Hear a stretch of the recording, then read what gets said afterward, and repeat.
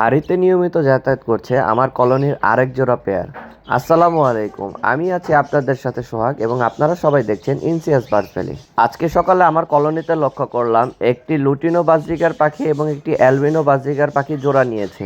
এখানে অ্যালবিনো বাজরিকার পাখিটি হচ্ছে মেল এবং লুটিনো বাজরিকার পাখিটি হচ্ছে ফিমেল।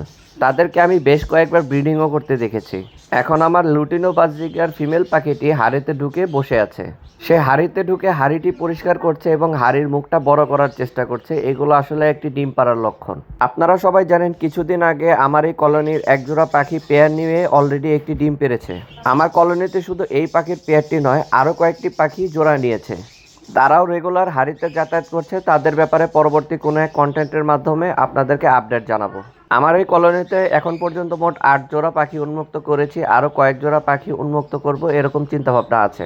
আশা করছি এই কলোনিতে মোট 15 জোড়া পাখি একসাথে লালন পালন করা যাবে। সবাই দোয়া করবেন আমার কলোনির পাখিদের জন্য। ধন্যবাদ সবাইকে।